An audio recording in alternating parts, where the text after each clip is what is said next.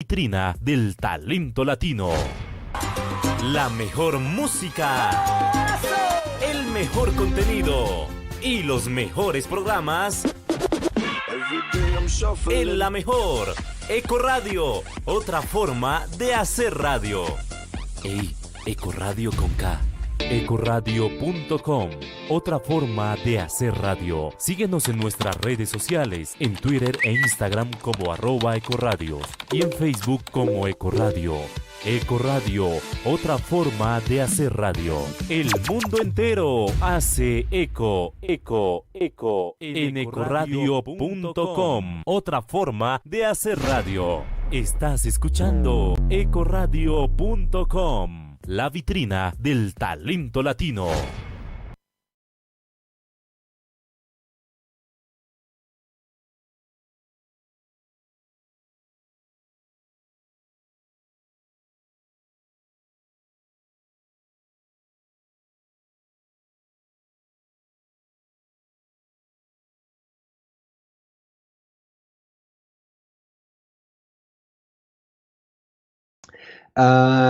As you may know, my name is Jörgen Sjöberg.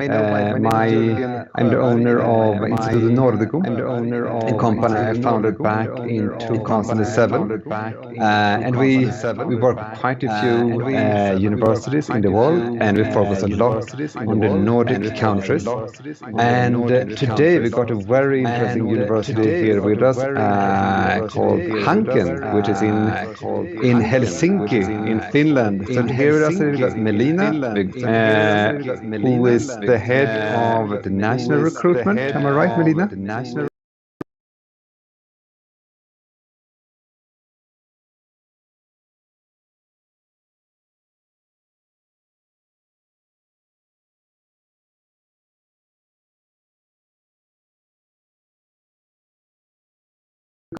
Finnish, as you can see. He's not that Finnish, actually. Pedro, where are you from? Hola a todo el mundo, pues mi nombre es Pedro, yo soy colombiano, yo soy caleño, and I'm a student right now at Hanken. So yeah, I'm living here in Helsinki. Very, very good.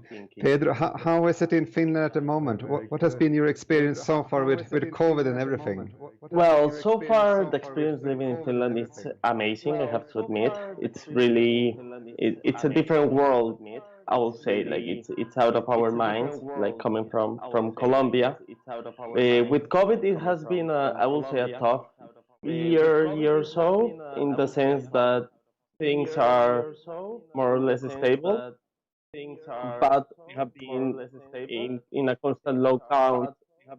So it's kind of lockdown and going up and lockdown. It's some kind of echo there, Pedro. I don't know what happened. Me neither. It's it now okay. Yeah, now it's much better. Yes. Okay, perfect. So technical problems always present.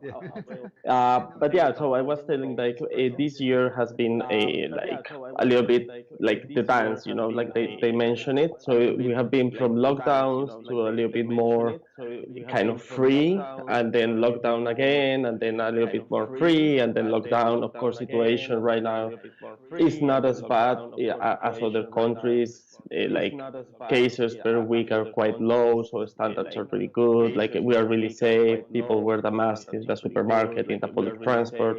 Weather is improving, so of course now we can go outside, and we don't have to be indoors. During winter time, there was a scale peak on COVID cases, but that's mainly because people, when it's minus 20, minus 30 degrees outside, you tend to be indoors for obvious reasons.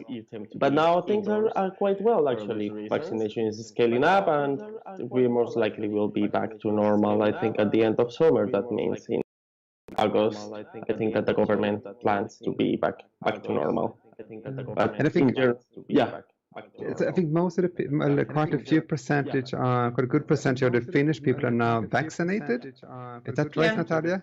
Yeah, that's correct. Over, I think, if I'm not mistaken in statistics, over 2 million people already in Finland are vaccinated, and in total, there are like 5.5 million people, so almost 50% is already at least vaccinated with the first shot, and a lot of people are already like fully vaccinated. So a lot of people are. It's going. It's like it's looking now much more brighter than it did like in the winter or in the end of the autumn last year. So yeah, things are getting to the better side, slowly but surely. And you've been vaccinated, Natalia?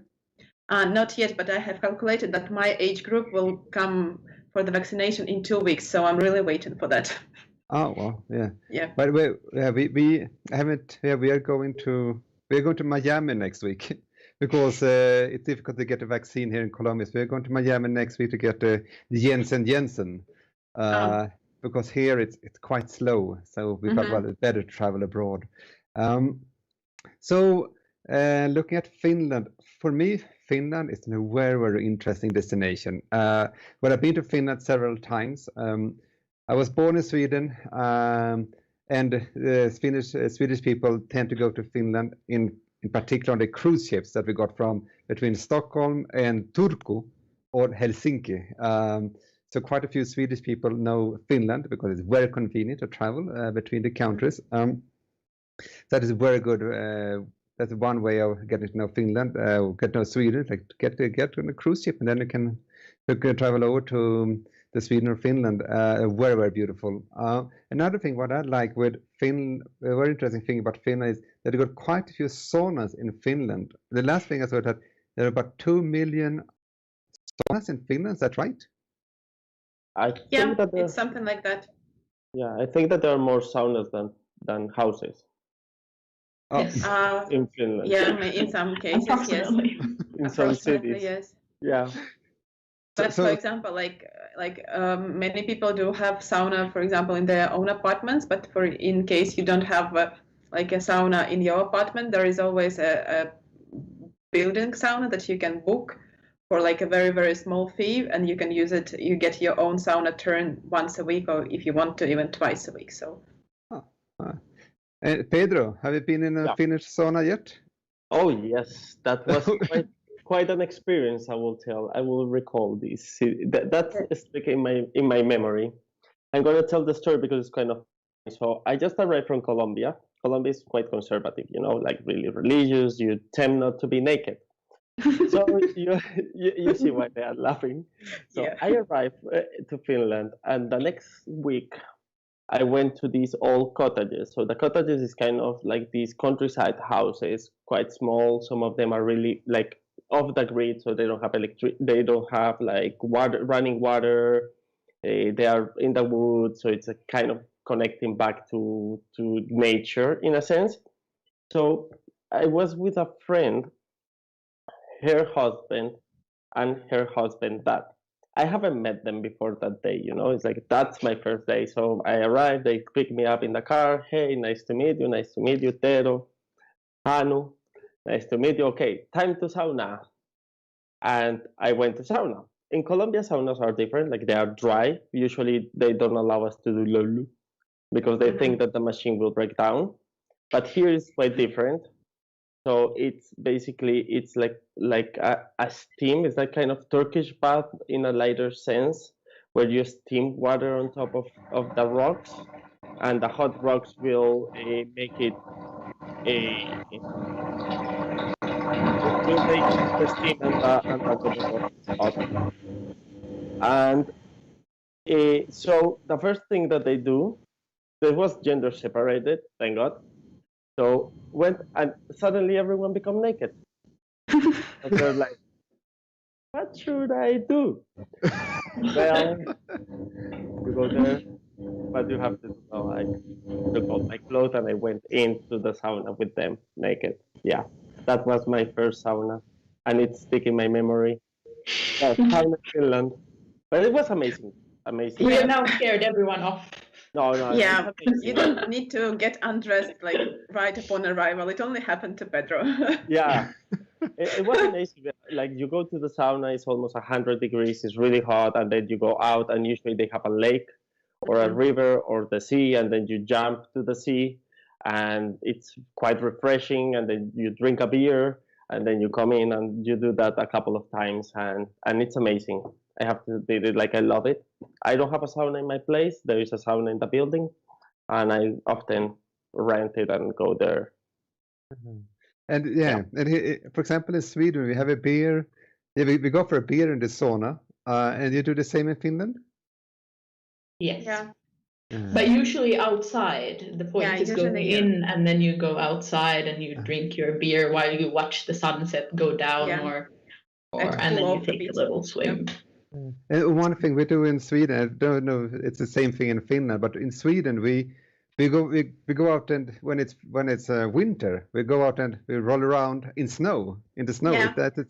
Yeah. That's also a thing here. Yes. Have you done that yet, Pedro? I have done the rolling in the snow. Okay.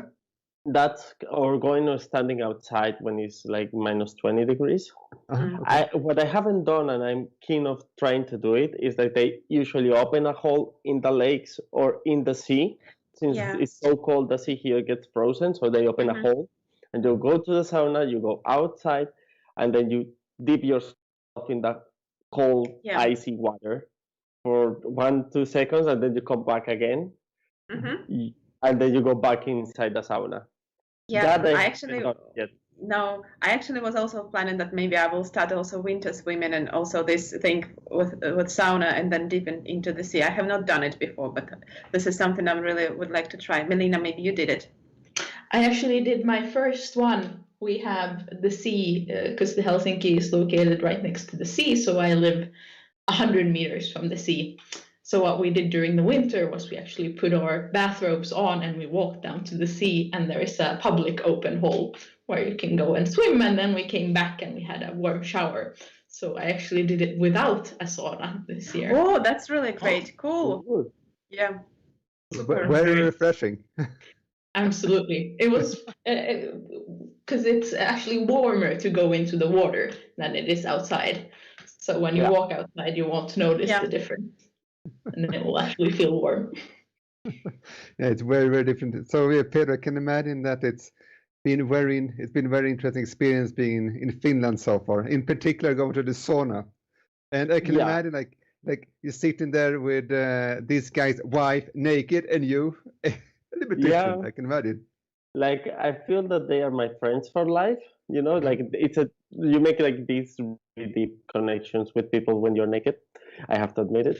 And like of course, like you're not just sitting there like quiet, but you are talking, and then you start talking about, well, they were asking a lot of things about Colombia, where I came from, why I was moving to Finland, why I was here, what were my projects. I was asking them similar questions, where did they work, what they were doing, about the cottages. So it's a good place to talk. Actually, it's like kind of intimate space. And it's something it's something really recommended to have with someone. Like it's a nice experience. So Pedro, Finland. Why did you go to Finland? Why did you choose Finland as a study destination? Well, I think that most people can relate in Colombia due to not only due to the current situation right now, but to our history. So I have to tell you a bit of my background, because that explains a lot. So I'm a political scientist. I used to work in the Colombian government for a couple of years, a period of my time, and then I used to work with a company that worked for the Colombian government. So basically, you start seeing a reality that is behind how our system works. It's not about this government, but how the state in general works. And I got tired of the corruption. I got tired of things not working. I got tired that if you want to go to a place like in Bogota or in Cali, like you go to the stop of Transmilenio or El Nio or this, and it says that the bus will come and it never comes. I got tired of things that work in general. So the other side of the coin is these Nordic countries, where at least in our imaginary is that things work here. And like if the bus says it comes in 2 minutes, the bus will arrive in 2 minutes. Like everything works.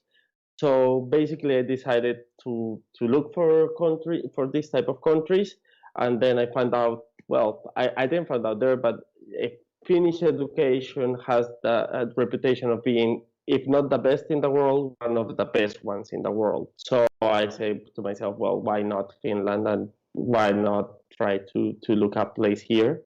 And I found this amazing program at Hanken. So yeah, that's why basically I'm here. Oh. So yeah, because I heard that the Finnish education system is one of the best in the world.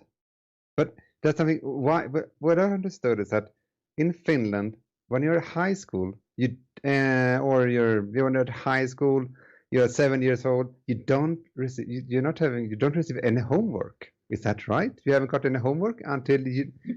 Not really right, but. So, comparatively, no. The idea behind school is that it's a part of your life, and you're there to discuss. And then you go to school for the 4 or 5 hours that you do when you're 7, and then you have maybe half an hour or an hour of homework, and the rest is supposed to be spent with your family, where you learn things by just doing instead. Mm-hmm. And this has built the whole Finnish school system that is very built on a view that everyone is equal, and you provide the same school system to everyone, despite their mother tongue or where in the country they live or what their social background is. That's also creates like a really big diversity from the very early age at school, because like in the same school can be, I don't know, like children that have like CEO fathers and mothers, and for example, children who have from the families with less income, but they do all go to the same school. They do they learn to cooperate with each other from the very, very early stage, and that continues through like all the education system basically. So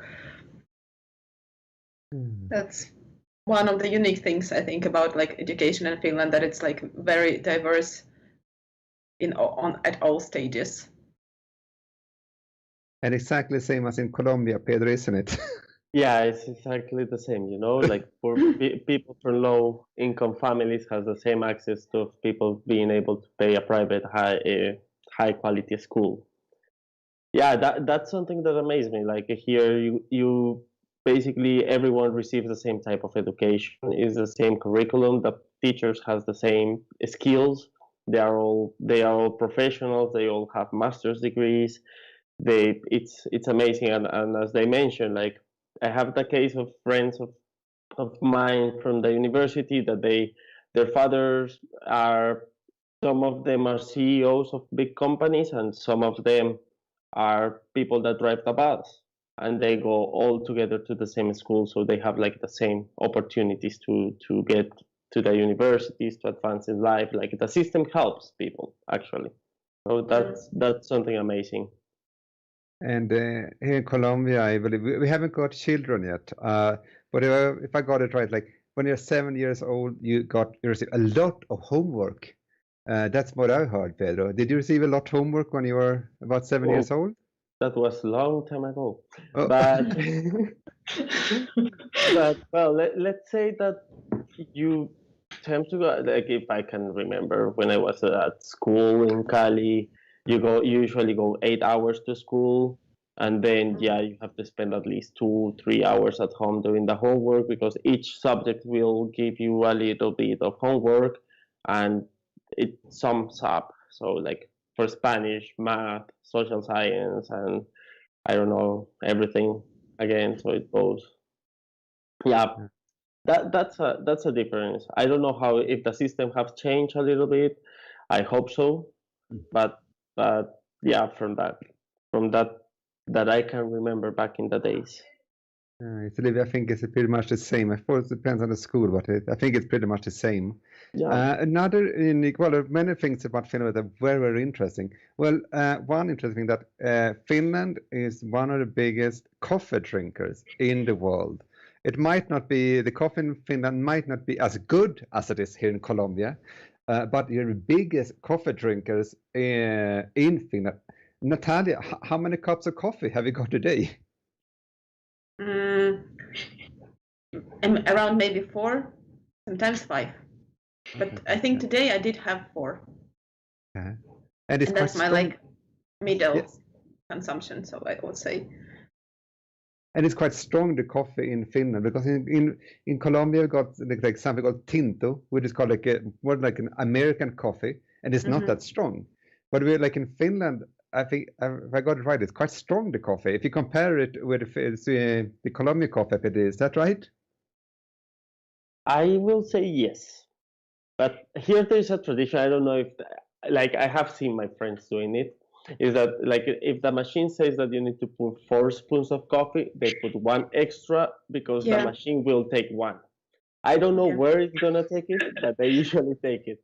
So it's a little bit stronger than, but not a little bit, quite a lot stronger than usually you will find them. It's quite heavy coffee, but a lot of them mix it with milk or a what is the kauramito? Is like oat milk. Yeah, oat milk, or like, so it lowers down a little bit. But yeah, they drink a lot of coffee. Like I only drink 3 per day, and I'm like a baby for them. So have you increased your coffee consumption being in Finland, Pedro? At least during the university, yes. Like when I was doing my bachelor's in Colombia, I used to drink a lot of coffee because it was cheap, and I used to have like busy schedules. That's something we need to talk about, like the hours when here classes start compared to universities in Colombia, because there's a way different.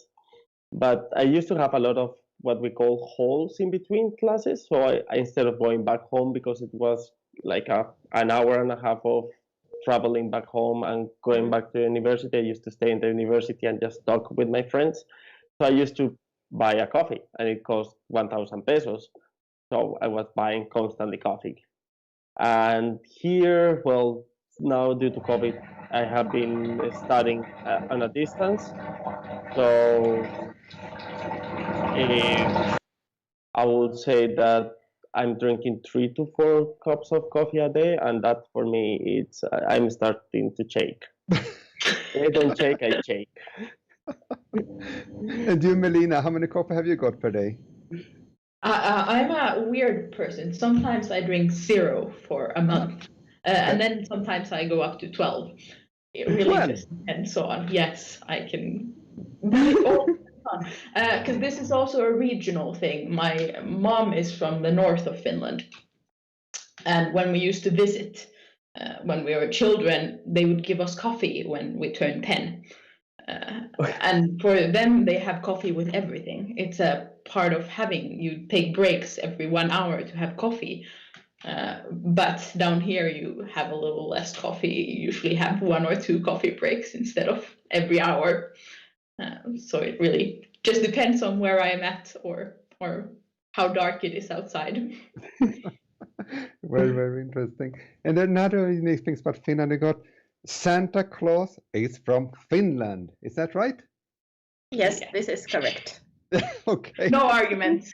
Okay. Yeah. Okay. And no second opinions on that. Okay. And then you can go and visit Santa Claus. Is it in Rovaniemi? Is that right? Yeah, in Rovaniemi. It's right on the line of the polar circle, so where nights can also become completely, so that the whole day is dark or the whole day is light. And that's on the border. And then you have this very beautiful Aurora Borealis, haven't you? No, this Northern Lights, sorry. Yeah. Yeah. But it's actually, you can only also see that not only up north, sometimes even in Helsinki, like you can get, I think that maybe in 2 years, I've seen like Northern Light in Helsinki maybe 2 times or something like that. Of course, it's not so bright and vivid here, but still it's very noticeable. Oh, amazing. You can be in Helsinki, see the Northern Lights. It's amazing. Yeah. Oh. Have you seen the Northern Lights, Pedro? Yes, I had the pleasure of seeing the Northern Lights. So I actually went to visit Santa Claus because, of course, he's here. Okay. So you go to Rovaniemi. Fun fact, Rovaniemi is the town where Angry Birds was invented. So they created Angry Birds over there, and they have the Angry Birds Park where you can crush stuff as Angry Birds. So it's a fun fact. And yeah, I went to visit Santa Claus, ride high on the husky sled, and go and visit some ice hotel, a really nice ice hotel that they build there every winter. And I managed to have a couple of nights of where I could see the auroras. They are amazing. Like they dance and they move. I didn't manage to get like the full intensity, so I couldn't see like the red color, but I got the greens. And there was one night like there was no aurora, but there was not even a single cloud. So there you realize that I was like up north, because the sky is like the stars are completely different than in Colombia. So in Colombia we have like Orion, it's right above us, and here Orion is way in the south, like right in the border. You can barely see it, and you have like the North Star just pointing on top of you. So it was really a really good experience. I highly recommend. Yeah, no, it's very, very different from Colombia. That you can go skiing, you go see the Northern Lights, and I can imagine more unique things about Finland. Melina, what is unique in your opinion about Finland? Why should you go and study in Finland? Oh, there are so many unique things about Finland. Okay. Let's see. About studying in particular, I would say the classroom environment. This sounds very weird to go into the classroom environment when you ask about what's particular about Finland. But the interesting part is that the teachers are a part of the whole studying. So they're not there to be your boss or to explain. But the first thing they will tell you when you go into your university lecture is that you're supposed to question things. You're supposed to be involved in the discussion, because research is not about them finding the truth, but about discussing and developing their research. And even when I went on exchange to Germany, this was very different, because there you have more of an authoritarian teaching method, whereas here we see it as a discussion platform. A bit different, yeah. And we're looking at Finland. I heard also that you got the highest consumption of ice cream in Finland. That's another unique thing. Any other thing that you think are unique, Natalia, about Finland? Well, I think that only ice cream is worth coming to study here, because you can get as much ice cream as you want, even when it's minus 30. But I think that a very good thing in Finland is that, like, even if you're very, very, not in Helsinki, like in the very village, everybody will speak English, at least at some point, and you will be understood, and you will never be lost, because Finnish people are very, they might seem very maybe close and very, like from the first sight, but like on the inside, they're like very willing to help you if you ask for help. But if you don't ask, of course, nobody will help you. But what you need to do is ask, and you will be heard, and you will be helped out. So I think that's very, because usually people think that people in the Nordic countries are very, very, like very reserved, and they are not open to new people and so on. But I think that's not true. And also then once you go to sauna with them, then you are like friends for life. Yeah. Building on that, it's not only about being lost and not finding your way, but if you're in the city, for example, you can go anywhere without having to hesitate. They've done a lot of experiments on, for example, dropping wallets in cities around the world, and Finland turned out top on all wallets having been returned to the police station, because it is very safe and people follow all the rules that exist. All the rules, yes. And I think, like in general, it's very, very safe to be. In Finland, you can be whatever you want to be. So you can have any possible opinions, and you will be listened to. So I think in that sense, it's a very, very friendly community, also for newcomers. So and many simple things that we maybe don't think of when we are here. But for example, when you go abroad elsewhere, you just like simply in Finland you can drink tap water everywhere, and it's like a thing that you're so used to, and you never like truly appreciate that, because like, okay, it's here, it's your water and you drink it. But then once you go like even like somewhere to another country in Europe, then okay, you suddenly need to buy your bottle of water. And then once you come back home, you're just like, oh, that's my water. I will drink it here.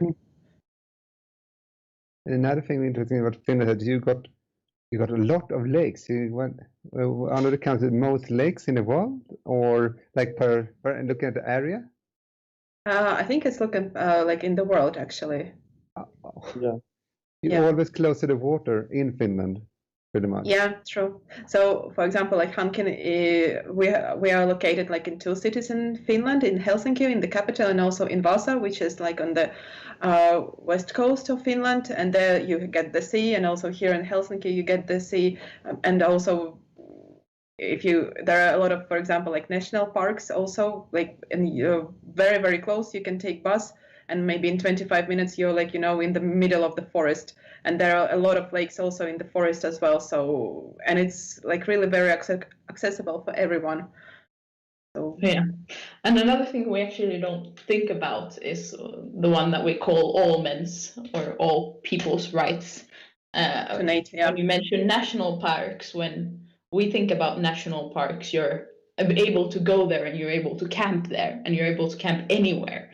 Because there are rules that you're allowed to even pick mushrooms wherever, just as long as you're not disturbing anyone specific. But it makes it very accessible to also see the whole country. Yeah, that was a point that I was going to mention, that for me that's unique, like these all men's rights. That is like if you're walking on the street and there is a apple tree and you want to eat an apple, you just grab the apple and no one will tell you that that's their apple, even though it's like the tree is in the front yard. Like you can grab the apple. Or there is a lot of berries, like strawberries, lingonberries, blueberries, especially blueberries. Like all the fields become suddenly blueberries fields. So you just can go to the park and pick up the blueberries and eat them. Those are elements that are quite unique here. I have to say they have a unique taste on certain items of food. What are you now implying? No, like don't misunderstand. Like they love a lot of salmon. Like the salmon is one of the basics foods, and they love it. And they eat reindeer, and the reindeer is quite tasteful. It's amazing, but they have this salmiakki and licorice and salmiakki candies and things like that. That it's an acquired taste. It's like chontaduro for the bayunos. It's something you need to grow up with that. But yeah, but they have, like, the food is quite nice as well. That's not, Pedro, that is something I miss in Colombia. Licorice. Licorice. Yeah. Licorice. Yeah, I love it. We need to. I miss chontaduro. We need to exchange. I will send you licorice candy, and you will send me chontaduros. Yeah, perhaps I should do that. We could exchange these things. But no, for me, that's something I miss. Licorice, and my girlfriend hates licorice. I just love it. That's love it. Another thing is even I got this. Have you got snus in Finland? Like something you haven't got snus? Okay, No, that's something got in Sweden. Snus is something you put, like tobacco that you put below your lip. Yeah. Okay, that's not something you. No, I think that's illegal here, actually. Yeah, it's actually illegal. Like, yeah, you cannot. but that's a good. Like, there is a story behind it. Like, Finland has put itself like the objective of having a whole generation that is not tobacco driven or that addicted to tobacco. So buying tobacco here is really expensive and it's really difficult, and you have to be over 21 or over 18. I'm not sure. Over 18, but over 18 to be able to buy it in the supermarket. So, like, all those rules, it has been pushing the people not to smoke, and it's the same with liquor. Like, it's really expensive to buy alcohol here. Yeah, you need to go. You need to jump on a ferry and go to Sweden or to Estonia. I think that is what the Swedish people do, at least, because we need to go to. It's called Alko. Is it called in Finland? Alko. And what is Alko, Natalia? Alko is like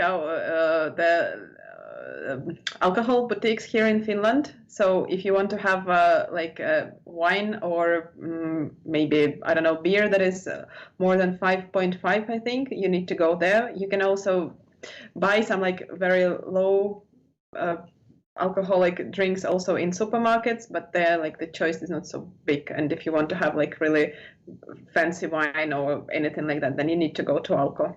But it's like, as Pedro mentioned, it's like, no, it's quite expensive to buy the drinks, and but at the people same still time, do that. It is actually quite positive according to my view, because since it's a monopoly, they buy in all products in huge chunks, which means that the average level priced wine is actually super fantastic wine. There are no low quality wines, so to speak. Yeah, that's true. That's also that was a good point. And I think that if you like to buy something at Alko, when does it open in Finland? Because you got Systembolaget in Sweden, which is pretty much the same thing. Model. Yeah, same model. Yeah. The opening hours are a little more flexible than in Sweden.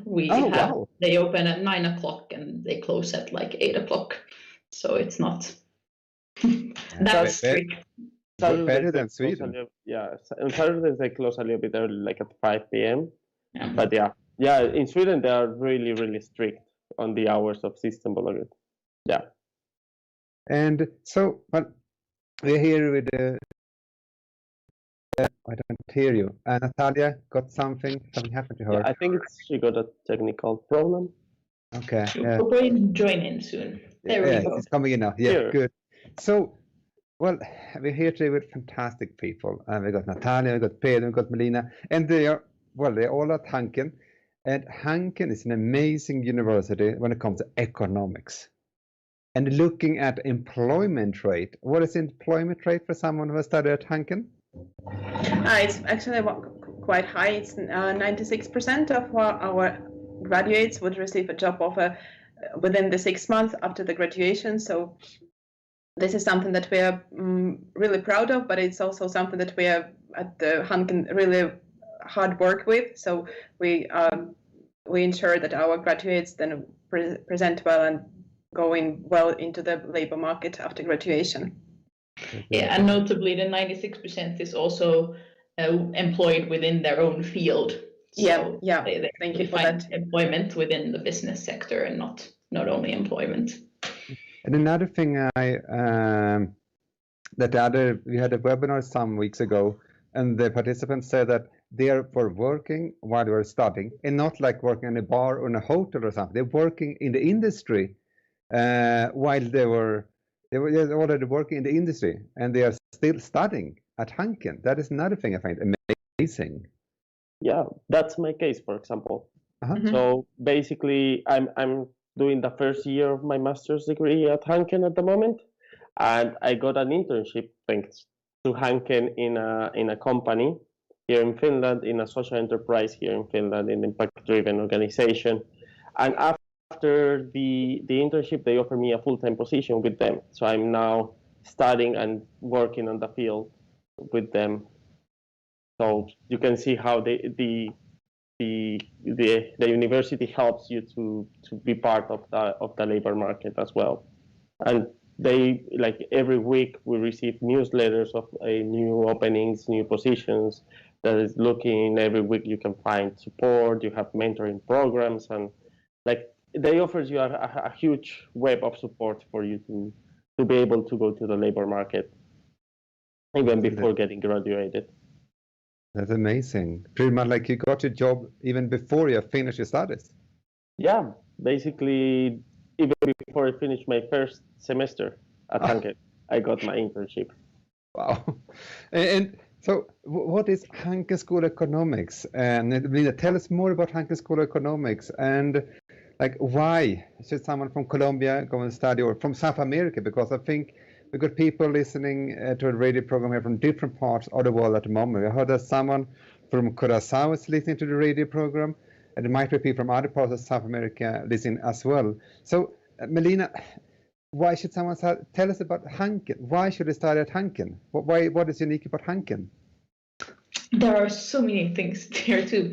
But Hanken is actually founded in 1909, which makes it one of the oldest business schools in the Nordics, together with Handels in Stockholm. We're actually founded 1 month apart. So there is a lot of focus on research, particularly, and we call it being research oriented, which means that all of the teaching is bound into the research. But being one of the oldest business schools, we're also the only standalone business school in Finland. So all of the money that comes to the university from both the state and from private actors goes into research and education on business, which makes us one of the top universities in this field. And we actually have a Triple Crown accreditation, which we are very proud of as well, which showcases that we're among the top 1% of business schools in the whole world. Oh. And which programs have you got? Well, this is Natalia's expertise. Yeah. Okay. For international students, we do offer the master's and the PhD program, and the master's then is for 2 years, and PhD is more like an employment already, and it's for 4 years. But as we're a School of Economics, then all of our tracks and specializations are connected to market and business management, or for example, Pedro, he studied international strategy and sustainability. So yeah. And I would also add that a part of for example, this triple accreditation, which we are very, very proud of, Hanken is the part of several other networks in the world that allow our students, for example, to go and exchange, and also to not only have experience from Hanken, but also to go elsewhere and get more expertise from other countries. And then go back and finish the degree at Hanken. And also, we actually do have also a double degree with the business school in France. So I like it, almost kind of endless opportunities for the students. Many opportunities. And Pedro, I know that you were in Denmark for some time, Yes. and you know some Swedish, and then and you ended up studying at Hanken. Why? Yes. So there are many business schools in the world. Why Hanken? Well, Hanken has a really good reputation. I managed to get to know a lot of people in Finland. I was living, of course, in Denmark as well before, and a lot of people were on the business sector, and most of them were graduated from Hanken. And then you get to talk to them, and you get to see how they see the world and how they see the problems we are facing and the alternatives that they are doing, and how they are orienting their jobs and their companies towards these new ways of doing things that are more sustainable, that are more socially responsible. So you just start getting the notion of that Hanken is quite a place.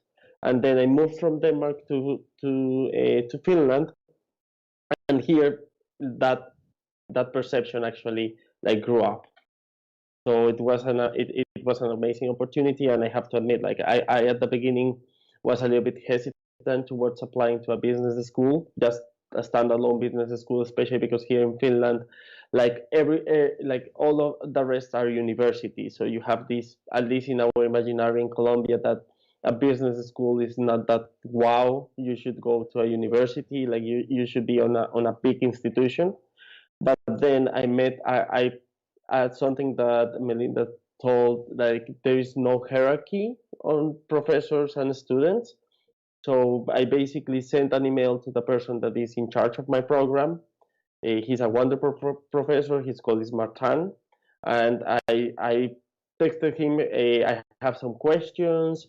I am hesitant to apply to a university. Should I be looking for this program or another one? Can we have a coffee?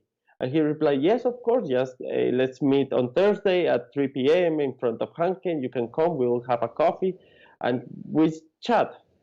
So those things that I feel you don't get in other places, for sure I will never have the chance of meeting the person that was in charge of political science in La Javeriana in Bogota beforehand, that open. So I just got hooked with these ideas, and I apply, and here I am. Oh.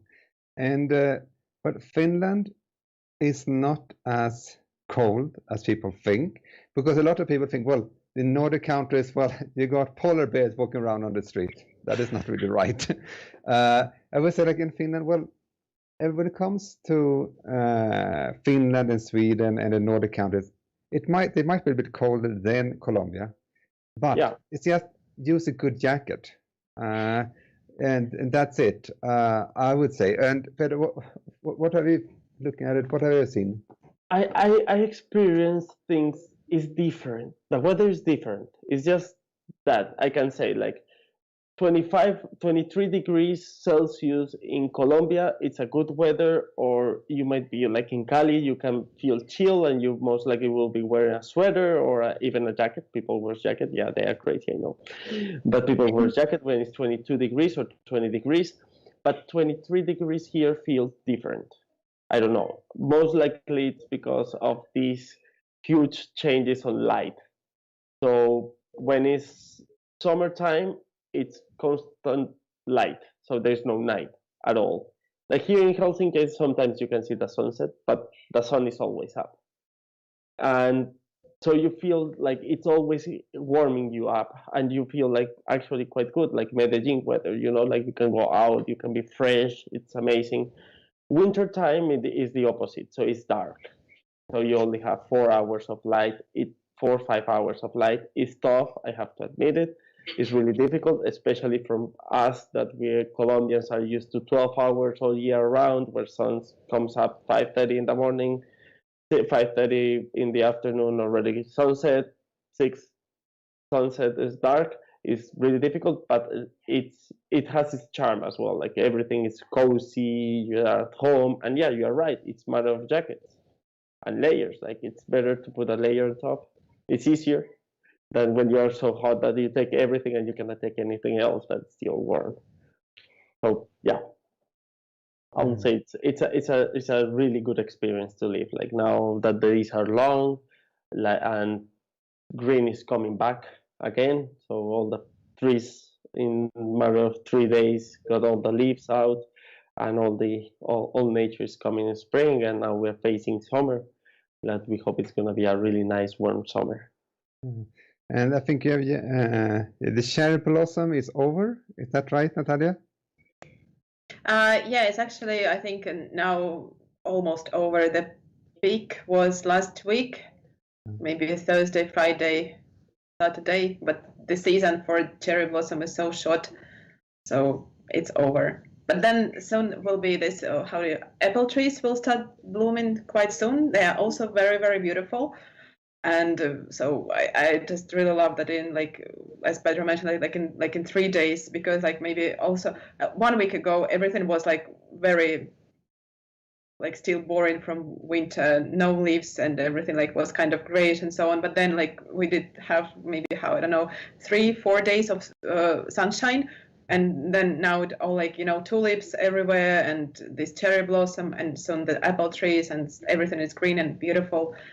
And yeah, I think it's very actually, I think that for me, I don't know, maybe I'm just like a strange person, but I like this season change. And I would hate to live in a place where everything is like when it's like always warm or always cold. But I think that it's really beautiful when you get to see all these nature changes. So yeah, that is very different. And I can imagine that for you, Pedro, has been a quite different experience so far as well. Yeah, it has been. It has been a complete different experience. Like I was never thought. Like if you ask me 10 years ago if I was gonna live in a country that in summer times can be up to 25, 30 degrees, and then in winter time you have the same but minus, I will tell you, no, you are crazy. I will never move.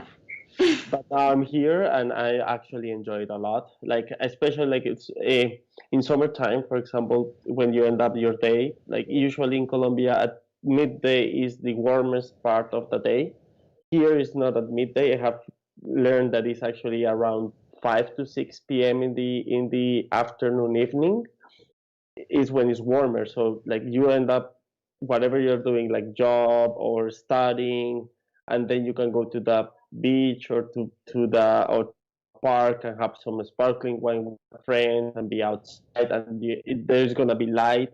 So like life it's way different. It goes to in another rhythm according to the season. And of course, in winter it's cold, but still, like the snow, it's amazing. There's like we have this year was an amazing amount of snow, so you can see people making snowmans, snow fights all around, going like the sea got frozen, so people walk on top of the sea. That's something I was like, whoa, the first time I did it, like walking on top of the sea.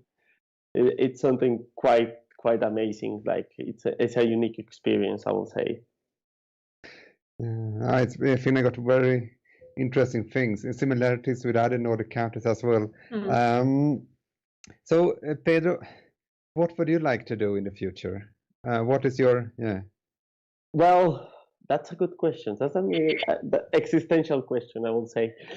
But so far, well, I'm at this stage. I want to keep on studying at Hanken, of course. Like I enjoy a lot my program that I'm doing. I want to take the full advantage of it. There's one element that, the program originally is 2 years, but in Finland you can extend a little bit more, like up to 4 years. I think it's like by law that you can prolong your studies. So, for example, because now I'm working and studying, so I most likely will prolong the program. I want to take some quite interesting courses that are quite linked with companies, and there's a lot of partnership with organizations. So try to learn in a future, like if you say, like Sweden is calling me as well. So I think I will stay in the Nordics. I already lived in Copenhagen for a couple of years. It's an amazing city.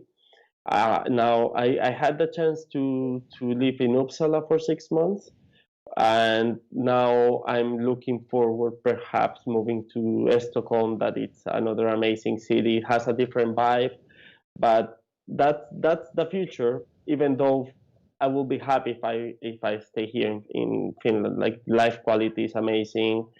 There is a lot of positive things, like job opportunities are growing up. The economy, it's recovering from not only the pandemic recession, but like they suffer a lot with the Nokia problem, but they came up again, and there's quite steady and strong recovery in that sense. And well, you are connected like to Russia. So for Colombians, this is a tip: we don't have to pay visa to go to Russia. Europeans do, so Colombians can go free to visit St. Petersburg, Moscow, so go and visit them as well. All these things, like it's amazing here. And well, if I manage to get a family here, it's one of the best places in the world for having a family. Like the education, it's amazing. Like the support during the first years, like how they help the women. Actually, like they have a maternity leave up to 3 years, if I'm not mistaken. They have like a certain way of doing it. Even parents now that have also a big chunk of time to be with their kids. So it's a good place to be. It's a bit different, yeah. So Cesar, algunas preguntas?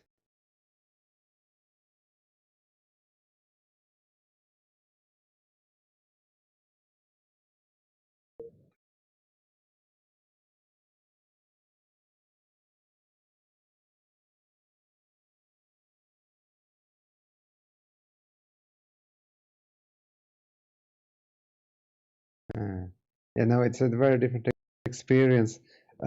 So, Melina, Natalia, and Pedro, and I think at the end of the program now, Melina, why should they study in Finland at Hanken?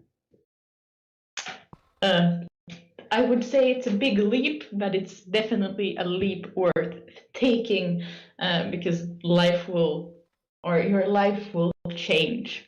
And I think it's whether you're planning to go back or staying here, it will be a nice experience to see how life is on this side of the planet.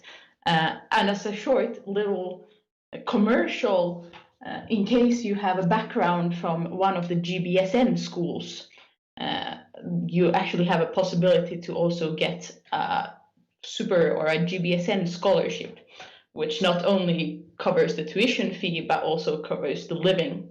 So that's worth checking out. And we also have very good scholarships otherwise. So definitely worth looking at in case you want to study for free, so to speak.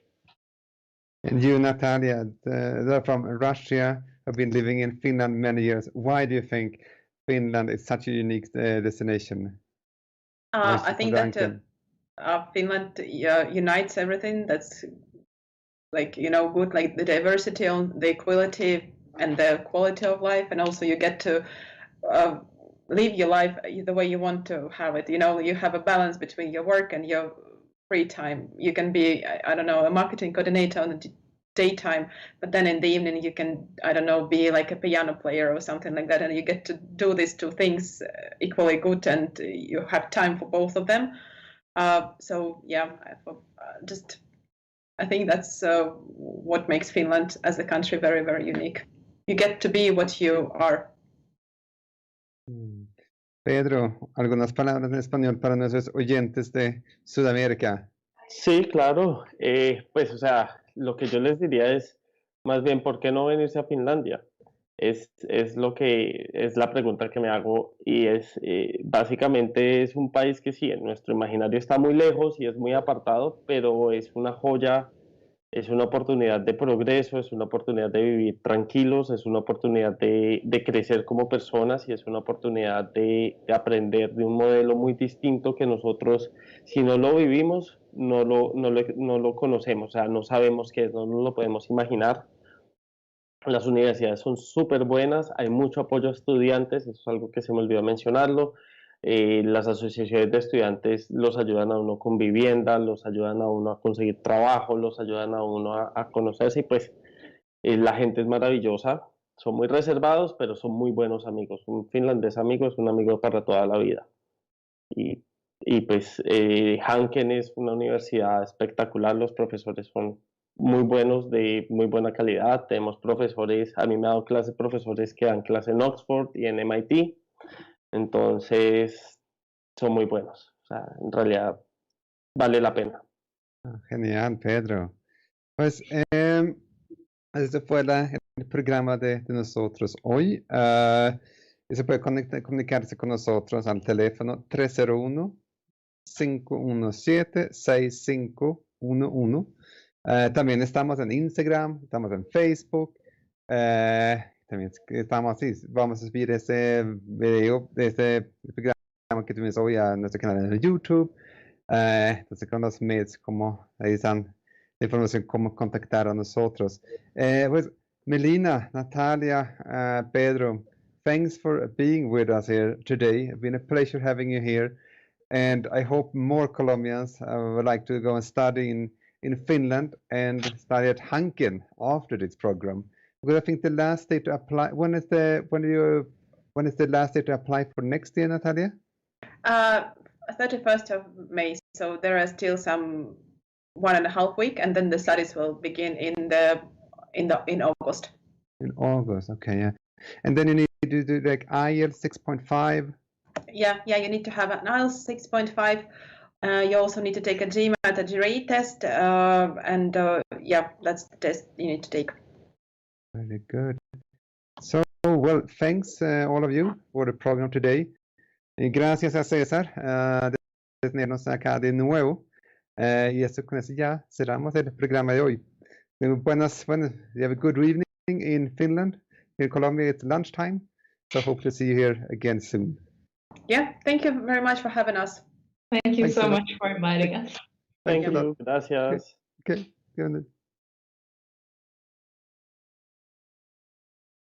ekoradio.com, otra forma de hacer radio. Síguenos en nuestras redes sociales, en Twitter e Instagram como @ecoradios y en Facebook como Ekoradio. Ekoradio, otra forma de hacer radio. Ekoradio.com amplía sus fronteras digitales. Por eso te invitamos a que te suscribas a nuestro canal de YouTube Ekoradio, en donde encontrarás los mejores programas, el mejor contenido y podrás escuchar nuestra señal online www.ekoradio.com, la vitrina del talento latino. El mejor contenido, los mejores programas y la mejor música suenan en www.ekoradio.com. Estás escuchando ekoradio.com, la vitrina del talento latino. Ekoradio.com, otra forma.